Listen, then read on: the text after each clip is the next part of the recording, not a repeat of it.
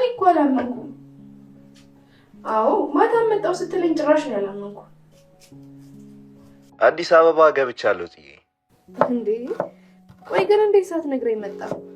እንግዲህ ሆኗል፣ በመጨረሻም ሀገራችን ገብተናል። አዎ እንደሰማው ሆናለች። እኔ ምን ቆይ ግን መች ነው ኢትዮጵያ የገባው? ትላንት ማታ ገባው ጽዬ። እሺ ቆይ የት ያረፍከው? ሄሎ ሄሎ። አይ በቃ ስማኝ ቤኪ፣ አይሰማኝም። እሺ የምትሰማኝ ከሆነ አንተ ስራ ይዣለሁ፣ ስጨርስ እደውልልሃለሁ። እሺ እንዴ መታል እንዴ? አስረፈድኩብህ አይደል? ትንሽ ብቻ እሺ፣ ጨርሻለሁ። ገና እኮ ሽንኩርት እየከተፍሽ ነው። በቃ እኔ ውጭ እበላለሁ። ደህና ዋይ። ኪራ እያጉፈኸኛል አይደል? ቆይ ምን ሆነህብኝ ነው? አይ ምንም አልሆንኩም፣ እንዲሁ ደብሮኝ ነው። አሁን የውሸት ፈገግታችሁን ዞር አድርጉና ከጀርባ ያለው የለቅሶ ትክክለኛ ማንነታችሁ ነው። ይህ ውሸት ፌክ የሆነ ሳቃችሁ ወደዚህ። አልጠረጠርኩሽም ህሊና፣ እውነቱ እንድትነግሪኝ ነው። ከኔ ምንም የምትደብቂው ነገር ሊኖር አይገባም። ምንም አልደበኩም አባዬ። በእውነት እኔ ለአንተ የማልናገረው ምንም አይነት ሚስጥር የለኝም።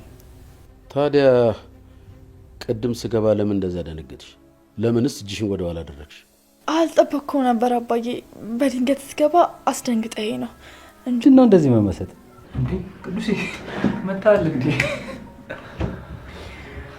ከመጣውስ ቆየው።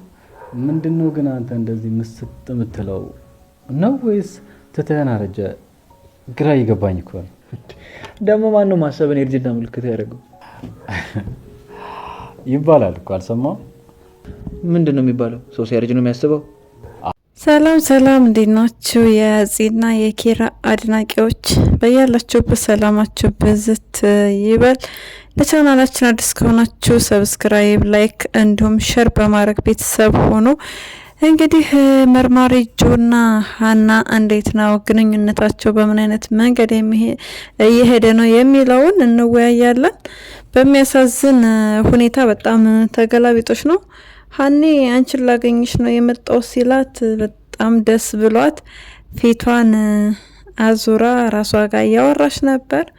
ነገር ግን እሱ አሳን ለማጥመድ ሲባል ፍርፋሪ ጣል እያረጉ ነው ብሏል። በጣም እውነት ያሳዝናል። መርማሪ ጆ ምንድን ነው መርምር ያለችህ እኮ እሷ ስለ ህይወትህ ለራስህ ጊዜ ኖርህ ለራስህ ኑሮ ኖር ቤተሰብ መስረት ብላ ነው እንጂ ሌላ ስለ አቶ በላይ አይደለም መርምር ያለችህ። ስለ አቶ በላይ ጎን ለጎን እያስኬድክ ስለ ራስህ ደግሞ አስብ ለማለት ነበር ሀኒ የተናገረችው። ነገር ግን ስለ አቶ በላይ አሁን ተላላኪ ልታረጋት ነው። ስለ አቶ በላይ በጊዜው ያለውን ነገር ተናግራለች። ከዛ በተረፈ የምታውቀው ነገር የለም ሀኒ። ስለዚህ ከቻልክ እንደው ምሳ እንብላ ምናምን ብለህ በፍቅርና በአዘነ ሰው መንገድ መስለህ ለሌላ ነገር ባትቀርባት መልካም ነው። ምክንያቱም እሷ በጣም የተጎዳች ሰው ነች። ምናልባት መርማሪ ጆ ሳቋን አይተህ ይሆናል። ሳቋን አይተህ ምናምን እንደዛ ሊሆን ይችላል። ነገር ግን ሀኒ ባለፈው ስታለቅስ ነበረ። በቃ እንባዋን መቆጣጠር አቅቷት በሰው ፊት። ስለዚህ ያንን ነገር ደግሞ አይተሃል። ያለችበትም ብትረዳት እንደውም ከጎኗ ብትሆንላት ለወደፊት ደግሞ ትዳር ከሌለ ትዳር አጋሯ ብትሆናት ብለን ነበረ። እንኳን እንባዋን ልታብስ እንባዋን የምታስረዝም መርማሪ ናት። ስለዚህ አንፈልግህም፣ እንደውም ከዚህ በኋላ በቃ ሰርዘናል። ሀኒ ደግሞ ተላላኪ ሊያደርግሽ እንጂ የእውነት ፈልጎሽ አይደለም። ስለዚህ በጊዜ ነቃ ደንገጥ ብለሽ ራስሽን አስከብረሽ ኮስተር ቆፍጠን ብለሽ ብትኖሪ መልካም ነው። ምሳ ስላለሽ የእውነት ወዶሽ አይደለም። በጣም ያሳዝናል። አንዳንድ ሰዎች ሰውን ደካማ ጎን መጠቀም በጣም ነው የሚወዱት፣ በጣም ነው የሚመቻቸው። ስለዚህ ይሄ ነገር ተገቢ ስላልሆነ መርማሪ ጆ በቃ ከዚህ በኋላ ከሀኒ ጋር ያለህን ግንኙነት እዚጋ ብትአቋርጥ መልካም ነው። ኪያ ደግሞ ሄኖክትን ተመልሳ ታገባለች። ሄኖክን ትወደዋለች አሁንም ድረስ ትላላችሁ። አዎ ትወደዋለች። ነገር ግን ትቷት የሄድን ሰው መውደድ ምንም ጥቅም የለውም። ኮስተር ብለሽ ሌላ ህይወት ብትጀምሪ መልካም ነው። በትላንት ጫማሽ ላይ ቆመሽ ሄኖክ እንደዚህ ሰብሮኛል፣ እንደዚህ በድሎኛል፣ ሌላ ሰው እንዳልወድ አድርጎኛል የሚለው ሀሳብሽን ትተሽ ወይዘሪት ኪያ እንደ አዲስ ፍቅርን ብትጀምሪ መልካም ነው ከጠበቃ ዮሴፍ ጋር። ጠበቃ ዮሴፍ እንግዲህ ትግስቱን አስጨርሰሽ ባለፈው ያደረገው ነገር በጣም ነው እስካሁን ድረስ ነው የሚያስቀኝ። እሷ እንደመጣች ሲያቅ ከወንበር ስር ገባ። ከዛ በኋላ በር ከፍታ ዘጋች አውቃ የሄደች መሰለው። ተመስገን ሄዳለች አለ። ያንን ንግግሩን ነው የሰማችው። ስለዚህ ጥፋተኛው ራስሽ ነሽ። ሄኖክም ሲቀርብሽ መጀመሪያ ላይ ፍቅር ሲሰጥሽ አንቺ አልቀበልም ብለሽ በተቃራኒ ነበር የመለሽለት የነበረው።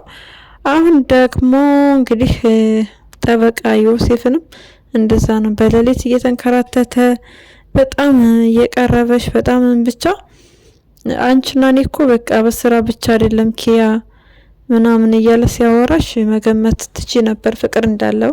ስለዚህ ከዛ ጊዜ መጀመሪያውኑ ነው ብዙ ሳይራመድ በጨለማ ላገኝ ሲልሽ በጨለማ አግኝተሽው ከዛ ደግሞ አብራችሁ ቁጭ ብላችሁ ስታወሩ እያመሻችሁ የሆነ የፍቅረኛሞች አይነት ጊዜ እያሳለፍሽ ከዛ ደግሞ እኔ በፍቅር እንደዚህ አልሆነም እንደዚህ ቀብጥስ መንጥስ ማለትሽ ተገቢ አይደለም ወይዘሪት ኪዩ። ስለዚህ ከቻልሽ እንደውም ያለውን ነገር ተነጋግራችሁ ብትታረቁና ወደ ፍቅር መንገድ ብትገቡ መልካም ነው። ከዛ በተረፈ ግን አላገባም እያልሽ ሄኖክን በህልምሽ እያየሽው ስቂት እያልሽ የምትኖር ይሆናል። ሄኖክ እንኳንም በህልምህ ሆነልህ፣ እንኳንም ህልም ሆነ። በጣም ያሳዝናል። ወይዘሮ ቤቲ እንግዲህ አቶ በላይ ተኩሱ እስኪ ማን ነው ቀድሞ የሚያነሳ እያለ ቃቃ ጨዋታ ሲጫወትባቸው ነበረ።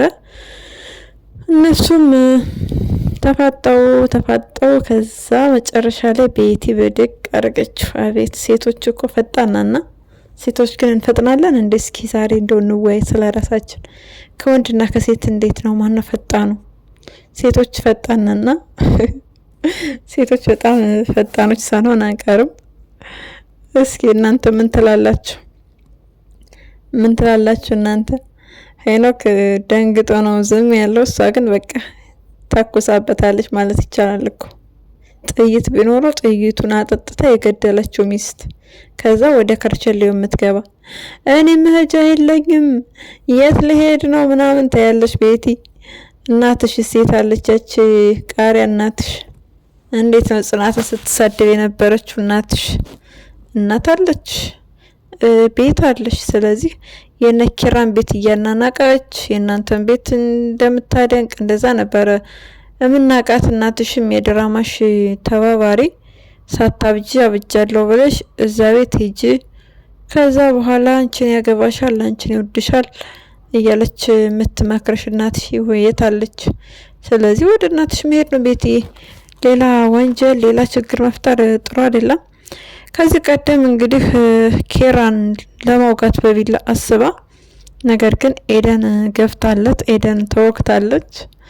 ኤደንም በዛ ተወጋች። ሲያስታምማት ነበር። እንደ አጋጣሚ ጽናት ስላልነበረች እግሯ እንዲፍታታ ሰውነቷ በቃ እንዲፍታታላ ብሎ ሲንከባከባት ደረጃ ሲያስወጣት ሲያስወርዳት በዛ እንግዲህ በፍቅር ጦሽ ብላ ፍቅር ውስጥ ገብታለች። አቤት ኤደን ግን ቅርብ ነሻ፣ በተለይ ኪራን ለማፍቀር በቃ ኪራን እያፈቀረች እኮ ይው ተቸገርነ። በቃ እንደ ዋና ነው የምትዋኘው በፍቅሩ። ገና ለገና ባለትዳር ወንድ ነው ታገባው አታገባው ሳታቅ እንዲሁ ሰመመም ትላለች። እንደ ሀሳብ ኤደን ጥጤን ፈልገሽ ጥጤን ብታገቢ ጥሩ ነው። ያው ከቅዱስ ጋር አይግባቡም። አንቺ ደግሞ ለቅዱስ ቤተሰብ ነሽ እንግዲህ የኪራ እንደዚህ ፋሚሊ እስከሆንሽ ድረስ። ስለዚህ የቅዱስ ፋሚሊ ነሽ። ቅዱስ ደግሞ ከጥጤ ጋር ጸብ ነው፣ ፍቅረኛውን ያወራበት ይጀነጅንበት ስለነበረ ስለዚህ ሊስማሙ አይችሉም። በእርግጥ እሱ ላንቺ ባል አይሆንም። ነገር ግን የሄድሽበት እርቀት ጥሩ አልነበረም። ኪራ እንደዛ በቃ ሲንከባከባት ሞቃትና በፍቅር ጥልቅ ብላ ነበረ። ከአንድም ሁለቴ አብራ ለመተኛት ሁሉ አስባ ነበር ኤደን። ነገር ግን አልተሳካም። ያው ጽናት ታውቃለች አሁን ላይ የሁሉ ተረስቶ የሁሉ ኤክስ ተደርጎ ስራ እየሰራች ትገኛለች ከነ ጽናት ወይም ከኪራ ድርጅት። ስለዚህ ጸባይሽ ትንሽ ተቀይሯል። ጥሩ ነው፣ ደስ ይላል። ያሬድን በመጥበሻ ጭንቅላቱ ፈንክተሽ እንደጣልሽው እንግዲህ ቅዱሴ ሰምቶ የሳቀና እየተገረመ ነበረ። ቅዱሴ ሁልጊዜም ፈገግ ባልልን ሳቀልን፣ የሁሉም ሰው አስታራቂ፣ ሁሉም ሰው መካሪ፣ ከምንም በላይ ስለተመለስክልን ደስ ብሎናል። ያሬድ ደግሞ እንዴት ነው እነዚህ መንትዮቹ እኔ በቃ ልሄድባቸው ነው።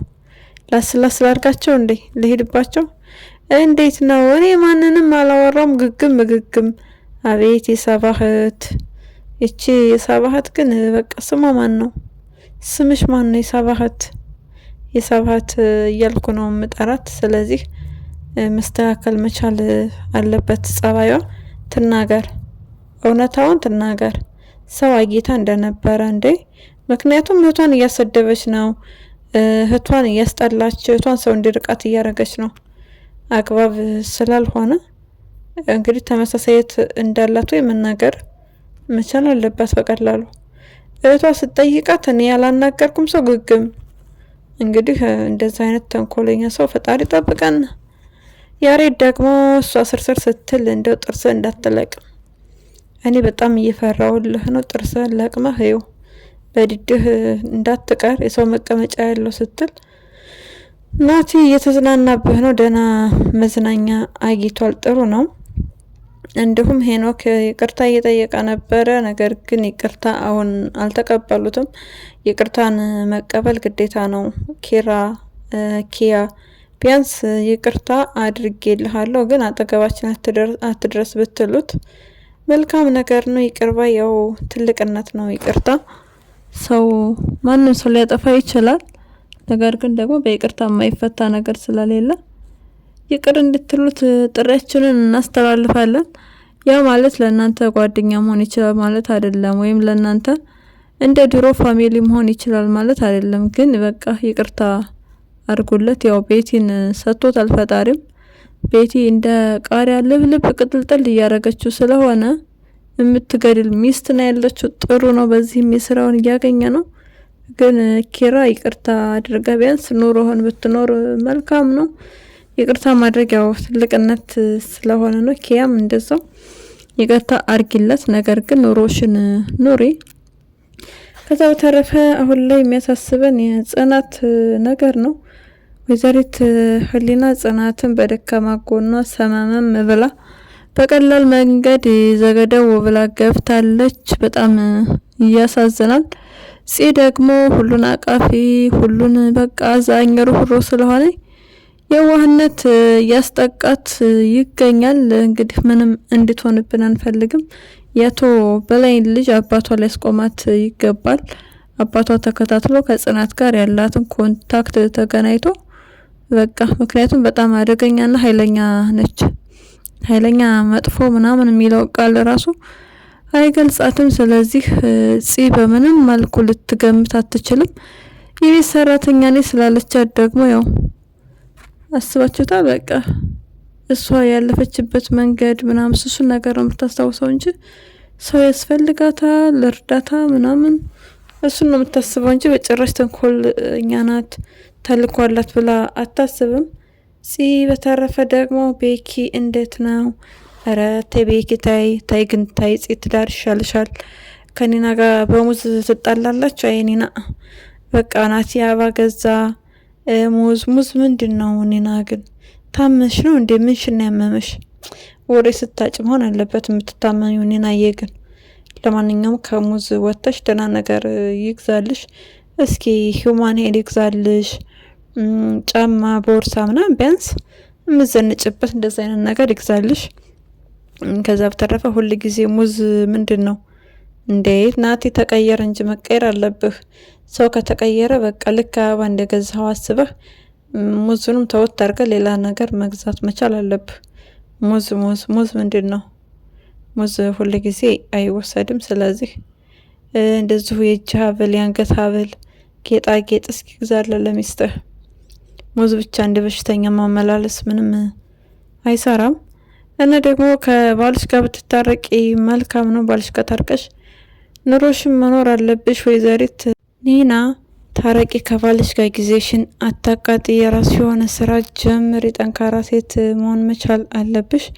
እንደዚሁም ሰኒና ጆከር ተታርቀው ወደዚህ ወደ ጽናት ድራማ እንዲመለሱ እንፈልጋለን። ምክንያቱም ጆከር ቆይቷል ከመጣ ከብዙ ጊዜ በኋላ መመለስ አለበት። እንዲሁም ክብሮም እንዲመለስ እንፈልጋለን። ክብሮም ይመለስልን። ሌላ አዲስ ሰው ከሚገባ እንዲሁም ክብሮም ቢመለስ እንደዚሁም ጆከርን ቢመጣ መልካም ነው። እንዲሁም ምሩ እና ናሆም ባለፈው ክፍል አልታዩም። በአሁኑ ክፍል በእርግጠኛነት ይታያሉ። ለዛሬ ያዝንላችሁ ቪዲዮ ይህንን ይመስላል። በሌላ ቪዲዮ እስክንገናኝ መልካም ጊዜ እንዲሆንላችሁ ተመኘን።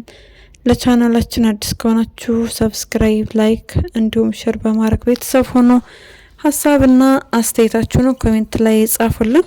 ስለምትከታተሉን ደግሞ ከልብ እናመሰግናለን።